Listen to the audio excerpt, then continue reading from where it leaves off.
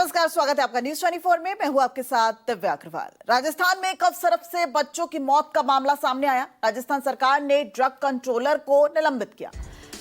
इस वक्त ये अहम खबर सामने आ रही है, जहां पर कफ सिरप देखिए किस तरीके से मासूमों का काल बनकर सामने आ रहा है। और राजस्थान में कफ सिरप से बच्चों की मौत का जो पूरा मामला था, अब राजस्थान सरकार ने ड्रग कंट्रोलर को निलंबित किया। एक के बाद एक ताबड़तोड़ एक्शन अब सभी राज्य सरकारों के सामने आ रहे हैं। मध्य प्रदेश में कोल्ड ड्रिंक कफ सिरप पर बैन लगा दिया गया है। सिरप बनाने वाली कंपनी के सभी प्रोडक्ट की बिक्री पर रोक लगा दी गई। तो इस बड़ी खबर पर लगातार हम बने हुए हैं और इस वक्त हमारे साथ हमारी सहयोगी पल्लवी झा हमारे साथ लाइव जुड़ गई है। पल्लवी, इस वक्त क्या अपडेट है आपके पास?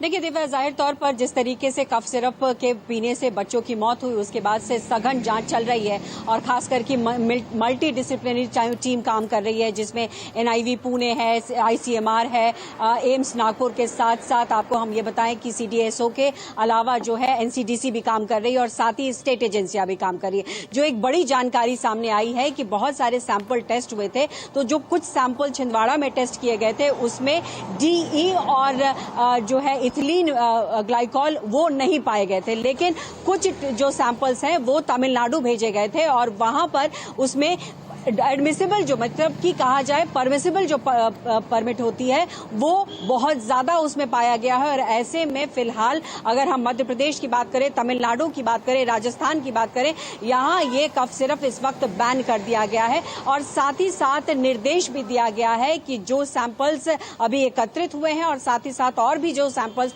एकत्रित होंगे उसमें भी सघन जांच करने की जरूरत है। अब ये सवाल उठता है कि देखिए डाइएथिलाइन ग्लाइकॉल या जो इथिलीन ग्लाइकॉल है वो है क्या? तो दिव्या, दवाई जब भी कोई टैबलेट को, इसको बहुत आसान शब्दों में समझे, कोई मेडिसिन अगर वो सिरप के फॉर्म में आती है तो उसे जो है प्रोपिलेन ग्लाइकॉल से यूज किया जाता है ताकि वो लिक्विड फॉर्म में आ जाए। लेकिन कई बार क्या होता है कि डाइएथिलॉन और जो इथिलीन ग्लाइकॉल है इसका इस्तेमाल करके, क्योंकि ये बहुत सस्ता मिलता है और इसीलिए इसका कॉन्टेमिनेशन भी होता है कई बार, और कई बार इसका इस्तेमाल करके लिक्विड फॉर्म बनाया जाता है जो कि जानलेवा होता है और ये बैन है। तो इसीलिए इस तरीके की टेस्टिंग हुई है और उसमें खासकर तमिलनाडु का, जैसे मैंने जिक्र किया कि तमिलनाडु में एडमिसिबल परमिट से काफी ज्यादा देखा गया है।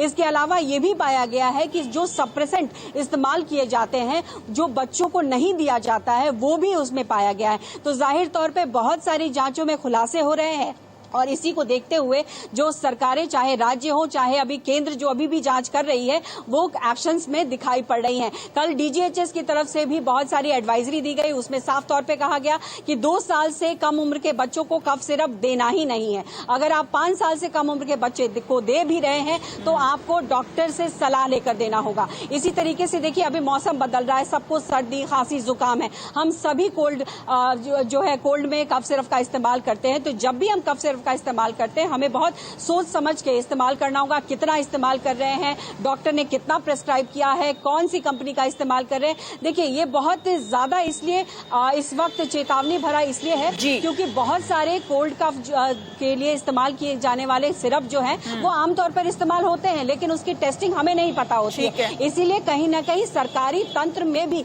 लापरवाही हुई है और ये एक्शन आपको दिख रहा है कि अब जो है ड्रग कंट्रोलर को निलंबित किया गया। हो सकता है आने वाले वक्त में और बड़े कदम उठाए जाएंगे। ठीक, बहुत बहुत शुक्रिया पल्लवी इस पूरी जानकारी की। क्या कफ सिरप बन रहा मासूमों का काल? छिंदवाड़ा में इन दिनों फैली रहस्यमयी बीमारी बच्चों को अपना शिकार बना रही है। यहाँ के परासिया, उमरेठ, जाटा छापर, बड़कुही और आसपास के गांवों में इसका असर देखने को मिला है। सबसे ज्यादा असर छिंदवाड़ा के परासिया इलाके में पड़ा है।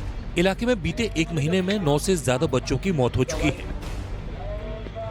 बच्चों को सर्दी, खांसी और बुखार की शिकायतें बढ़ी तो परिजन स्थानीय डॉक्टरों और मेडिकल दुकानों से कफ सिरप लाकर बच्चों को पिलाने लगे। लेकिन कुछ ही दिनों में बच्चों की हालत बिगड़ गई, यूरिन आना बंद हो गई और कमजोरी बढ़ गई। हालत नाजुक हुई तो छिंदवाड़ा अस्पताल ले जाया गया। यहाँ से उन्हें नागपुर रेफर किया गया, लेकिन उनकी जान नहीं बच पाई। परासिया में आखिरी मौत संध्या नाम की बच्ची की हुई है। हमारे पास जो आंकड़े हैं उसमें से 9 बच्चों की डेथ हो गई है।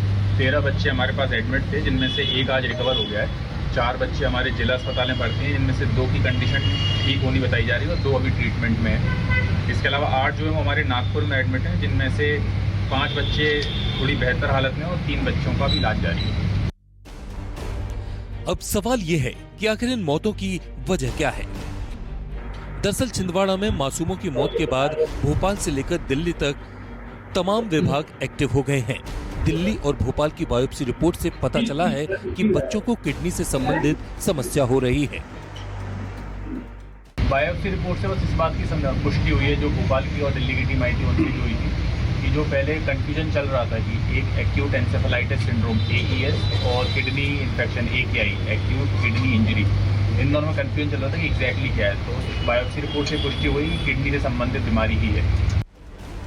अब तक की जांच में ये बात तो सामने आ चुकी है कि बच्चों की मौत की वजह किडनी से जुड़ी बीमारी है, लेकिन सवाल ये है कि बच्चों को किडनी से जुड़ी बीमारी क्यों हुई। आशंका जाहिर की जा रही है कि बच्चों को कफ सिरप पिलाने की वजह से किडनी से जुड़ा इश्यू हुआ है। बताया जा रहा है कि जिन बच्चों की मौत हुई है उन्हें 2 कफ सिरप कोल्ड्रिप और नेक्स्ट्रो DS दिए गए थे। कोल्ड्रिप सिरप चेन्नई और नेक्स्ट्रो DS सिरप हिमाचल प्रदेश की कंपनी में बना है। ये सिरप निजी डॉक्टरों और कुछ सरकारी डॉक्टरों के पर्चे पर उपलब्ध हुए हैं। जांच में पता चला कि इन सिरप में डाइथाइलिन ग्लाइकोल नामक जहरीला रसायन मिला हो सकता है, जो औद्योगिक सॉल्वेंट है और किडनी को नुकसान पहुंचाता है।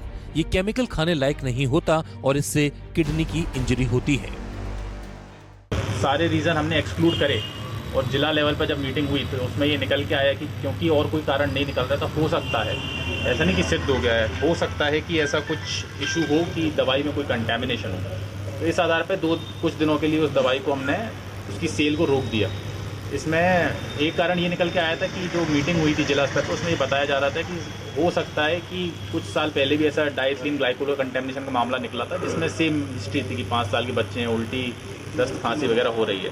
तो बस उसको प्रिवेंटिव मोड पे कि बच्चों की और जान न जाए, तो इस दवाई को कुछ दिन के लिए रोक लेते हैं, उस आधार पर यह किया गया। किडनी बायोप्सी रिपोर्ट में भी टॉक्सिन से जुड़ा इश्यू सामने आया है। इसके चलते प्रशासन की तरफ से दोनों सिरप को बैन कर दिया गया है। छिंदवाड़ा में इन सिरप के डिस्ट्रीब्यूटर कटारिया फार्मास्यूटिकल्स ने चेन्नई से 660 कोल्ड ड्रिप्स कफ सिरप मंगवाई थी, जिसमें से 594 बोतल कफ सिरप छिंदवाड़ा में सप्लाई की गई थी, जबकि बची हुई 66 बोतल को फ्रीज करते हुए 16 बोतल सैंपल जांच के लिए भोपाल भेजे गए हैं, जिसकी 1 हफ्ते में रिपोर्ट आने की संभावना है। हमारे पास औषधि जैन साहब आए हुए थे, उन्होंने हमसे जो हमारे पास स्टॉक है उसमें 50 बोतल हमारे पास छोड़ दिए, 16 बोतल सैंपल के लिए ले गए हैं। हमारे पास पूरी कंपनी से 60 बोतल आई थी, 16 बोतल ये ले गए, 50 बोतल हमारे पास सीज कर दी है। छिंदवाड़ा में मासूम बच्चों की मौत से लगातार घिरती सरकार भी सामने आई। प्रदेश के डिप्टी सीएम और स्वास्थ्य मंत्री राजेंद्र शुक्ला ने बताया कि 12 दवाइयों के सैंपल भेजे गए थे। 3 दवाइयों की जांच रिपोर्ट आई है, उनमें ऐसे तत्व नहीं मिले हैं जिससे कहा जा सके कि मौत की वजह ये दवाइयां हैं। लगभग 12 प्रकार की ऐसी दवाइयां जिनको सैंपल जांच के लिए भेजे गए हैं। अभी 3 दवाइयों के जो सैंपल भेजे गए उसकी जांच आई है, रिपोर्ट आई है, उसमें कोई भी इस प्रकार के तत्व नहीं मिले हैं जिसके कारण ये कहा जा सके कि मौत इन दवाइयों के कारण हुई है। लेकिन जो बाकी बची हुई दवाइयां हैं, आज उम्मीद है कि शाम तक में उसकी रिपोर्ट आ जाएगी। जब तक उसकी रिपोर्ट नहीं आती है तब तक अभी कुछ भी कहना संभव नहीं है। दूसरी तरफ इस मामले में सियासत भी शुरू हो गई है। विरोधी सरकार को घेरते हुए स्वास्थ्य मंत्री और डिप्टी सीएम राजेंद्र शुक्ला से जवाब मांग रहे हैं। इतना ही नहीं, विरोध स्वरूप राजेंद्र शुक्ला की तस्वीर को ही ये कफ सिरप पिला रहे हैं। आज हम संकेतात्मक राजेंद्र शुक्ला जी को जगाना चाहते हैं और जानना चाहते हैं कि 9 मौतें हुई हैं बच्चों की, उसका जिम्मेदार कौन है। आप तो क्लीन चिट दे रहे हैं कि कफ सिरप से नहीं हुई है। हम ये कफ सिरप आपको अगर अभी पिलाते हैं और नहीं होती है तो इसकी जांच होती है कि कैसे किसी की मौत हुई है, लेकिन ये सब आप बताने से बच रहे हैं।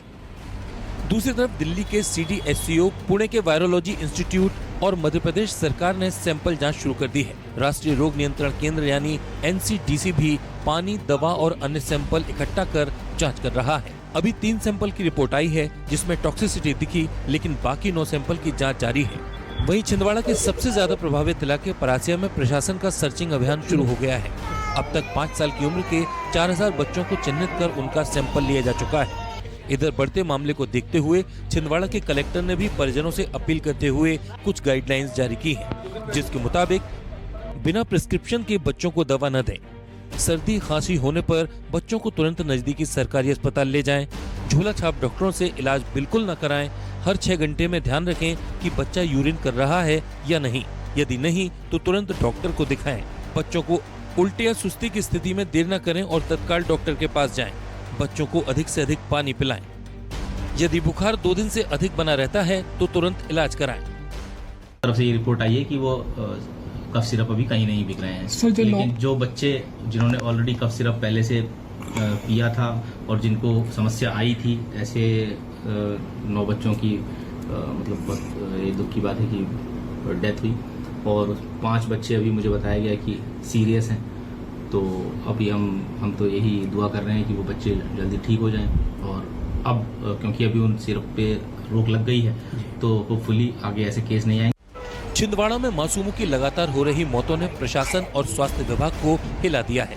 प्रशासन और सरकार के अपने अपने स्तर पर दावे हैं। जांच हो रही है, रिपोर्ट्स के आने का इंतजार है, लेकिन सवाल ये है कि बच्चों की इस असमय मौत का गुनहगार आखिर कौन है। न्यूज़ 24 के लिए विपिन श्रीवास्तव की रिपोर्ट।